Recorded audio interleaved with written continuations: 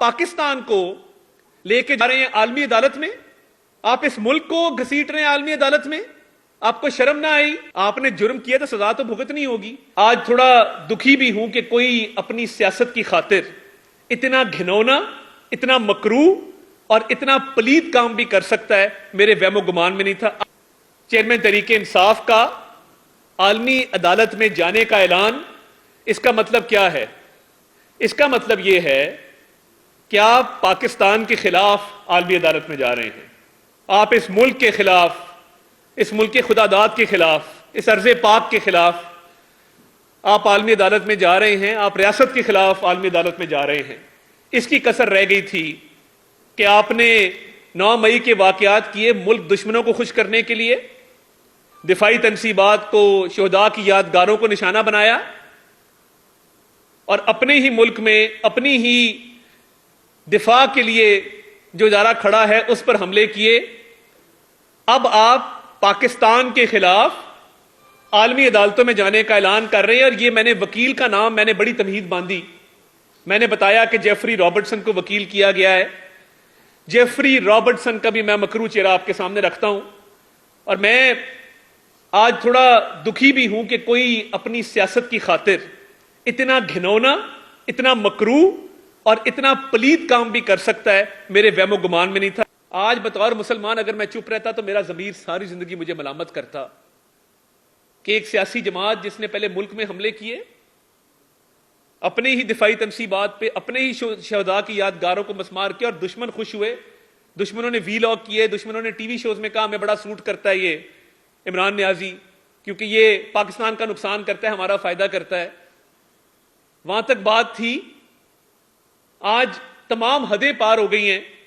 یہ سارا کچھ آپ کے سامنے ہے کہ کس طریقے سے یہ شخص بیرسٹر جیفری رابرٹسن 1971 کی جنگ کے حوالے سے اس نے ایک رپورٹ شائع کی جو بھارت کے حق میں تھی اور پاکستانی فوج کے خلاف تھی. تو یہ کوئی ایسا کام نہیں رہ گیا جو اس شخص نے نہ کیا ہو, اور آپ پاکستان کے خلاف عالمی عدالتوں میں جانے کا اعلان کر رہے ہیں, فخر سے کر رہے ہیں. یہ سائفر کا کیس ہم نے بنایا. آپ کو ہم نے کہا تھا کہ آپ وہ سائفر لہرائیں, ہم نے کہا تھا آپ اس کو گما دیں, ہم نے کہا تھا کہ پلے کرنا ہے, اس کو بند کر دیں, اس کو پلے کرنا ہے. یہ کس کی آڈیو تھی جس نے کہا تھا کہ ہم نے اس کے ساتھ کھیلنا ہے, اس کو اپنے سیاسی مقاصد کے لیے استعمال کرنا ہے؟ آپ نے جرم کیا تو سزا تو بھگتنی ہوگی. ہم نے کہا تھا کہ آپ ہیرے جواہرات کا بیوپار شروع کر دیں, بڑے لوگ توشہ خانہ کے تحائف لیتے ہیں, تسلیم کرنے والی باتیں ماننی چاہیے. وہ کیا کرتے ہیں, وہ گھر میں سجا کے رکھتے ہیں اونچی جگہ پہ. کوئی آتا ہے عدنان شیخ صاحب جیسا بھائی تو اس کو بتاتے ہیں کہ یہ مجھے سعودی ولی عہد نے دیا تھا, یہ مجھے امریکہ کے صدر نے دیا تھا, یہ مجھے چین کے صدر نے دیا تھا, یہ مجھے عرب ممالک سے آئے ایک وزیر اعظم کا تحفہ ہے. لوگ اس کو سجا کے رکھتے ہیں, مگر گھڑیوں کا, ہیرے جواہرات کا, انگوٹھیوں کا, نیکلسز کا, بریسلیٹس کا, ایئر رنگز کا کاروبار شروع کر دینا کہ اربوں کروڑوں روپے میں آپ ان کو بیچیں اور ان کے پیسے کھا جائیں. ہم نے تو نہیں آپ کو کہا تھا, ہم نے تو نہیں کہا تھا کہ القادر یونیورسٹی میں آپ زمین لے لیں اور اربوں روپے کا فائدہ ایک پراپرٹی ٹائکون کو دے دیں, اور اس کے 190 ملین پاؤنڈ جو ریاست پاکستان کی ملکیت ہے اس کو معاف کر دیں اور اس کو کہیں کہ وہ جس طرح مرضی استعمال کرے. ہم نے تو آپ کو نہیں کہا تھا. بی آر ٹی پشاور بھی ہم نے تو خراب نہیں بنائی تھی. آپ جو کیسز بھگت رہے ہیں آپ کا اپنا کیا دھرا ہے.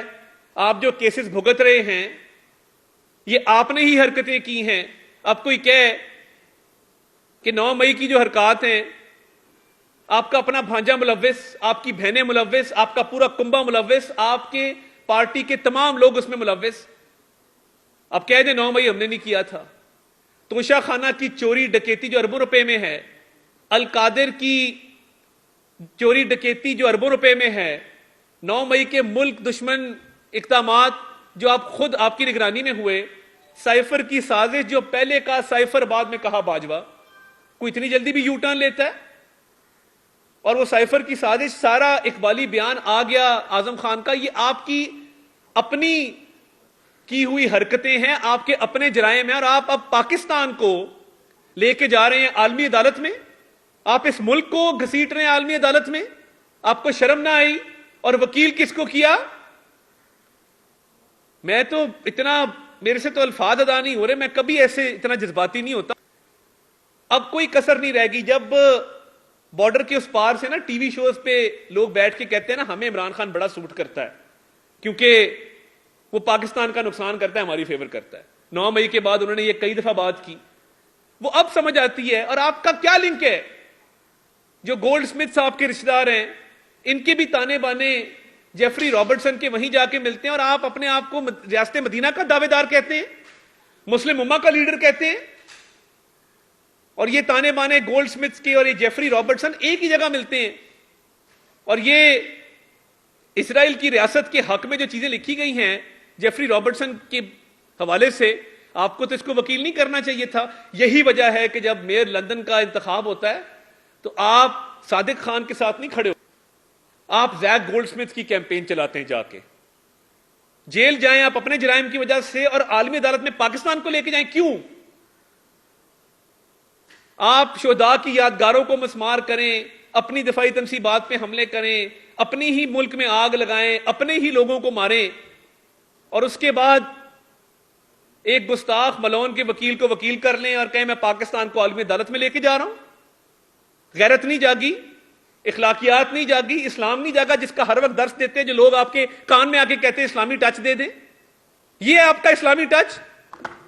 میں زندگی میں پہلی دفعہ مذہب کے حوالے سے پریس کانفرنس کی ہے، پہلی دفعہ، کیونکہ آج ہم یہ نہ کرتے تو یہ پاکستان کے ساتھ اور اسلام کے ساتھ غداری ہے، یا آپ اس طرف ہے یا آپ اس طرف ہے۔ یہ نہیں ہو سکتا اس ملک میں کہ جرائم آپ کے اپنے ہوں اور آپ پاکستان کو عالمی عدالت میں لے جائیں،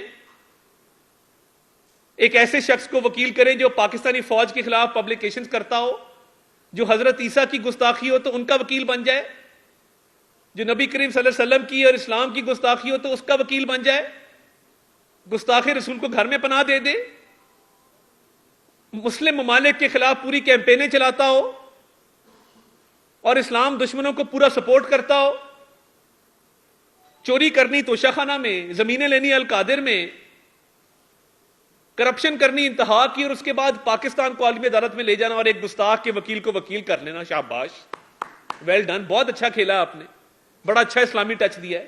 لگائیں دو جھنڈے، کریں مسلم امہ کی بات، لگائیں دو جھنڈے، کریں ریاست مدینہ کی بات، بنے مسلم امہ کے لیڈر۔ افسوسناک، شرمناک ہے کہ آج اس نہج پہ ہم آ گئے ہیں کہ ملک دشمنی ہم کر رہے تھے، مگر ہم نے اب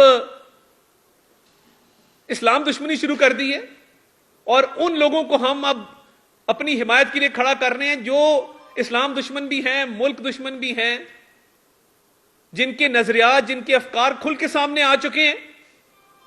کس لیے؟ اپنی سیاست بچانے کے لیے، کس لیے؟ ایک انسانی حقوق کی خلاف ورزی کا پوری دنیا کو میسج دینے کے لیے کہ پاکستان ایک محفوظ ملک نہیں ہے۔ چوری اور ڈکیتی چھپانے کے لیے آپ نے بڑا بڑا کچھ کیا ہے، بڑے بڑے جھوٹ بولے، بڑی بڑی منافقت کیا، آپ کے قول و فعل میں تضاد رہا ہے، مگر آج تمام حدیں آپ نے پار کر دی ہیں۔ آج آپ کو خیال نہیں آیا کہ کوئی اگلے جہان بھی جواب دینا ہے؟ کس منہ سے جائیں گے؟ کیا جواب دیں گے؟ سلمان رشدی کے وکیل کو ساتھ کھڑا کریں گے؟ میں تو دنگ رہ گیا ہوں، مجھے تو اتنی حیرت ہوئی ہے کہ کوئی اپنی سیاست کو چمکانے کے لیے اور سیاست کو بچانے کے لیے اس حد تک جا سکتا ہے کہ وہ اسلام کا بھی نقصان کرے، ملک کا بھی نقصان کرے، اور تمام حدیں پار کر دے کہ سیاست بچانی ہے۔ بھاڑ میں گئی آپ کی سیاست اور آپ، یا کہہ دیں کہ یہ سلمان رشدی کا وکیل نہیں تھا، کہہ دیں کہ یہ سلمان رشدی کو اس نے گھر میں نہیں چھپایا تھا، کہہ دیں کہ اس نے اسرائیل کے حق میں اور پاکستان فوج کے حق کے خلاف اس نے پبلیکیشنز نہیں لکھی تھی، کہہ دیں کہ حضرت عیسیٰ کے خلاف جو نظم لکھی گئی تھی اس پبلیکیشن کو ڈیفینڈ کرنے یہ عدالت میں نہیں گیا تھا، کہہ دیں کہ یہ بیرسٹر جیفری رابرٹسن کوئی اور جیفری رابرٹسن ہے۔ سیاست کو اتنا اوپر نہ لے کے جائیں کہ اس ملک پہ اور اسلام پہ آپ کو کمپرومائز کرنا پڑے۔ میرا تو آج شرم سے سر جھک گیا بالکل. میں الفاظ نہیں ہے یہ چیز بیان کرنے کے لیے کہ آج یہ کتنا بڑا یہ سانحہ ہے, یہ ٹریجڈی ہے جس ملک میں ہو رہی ہے کہ ایک شخص پوری نوجوان نسل کو گمراہ کر رہا ہے.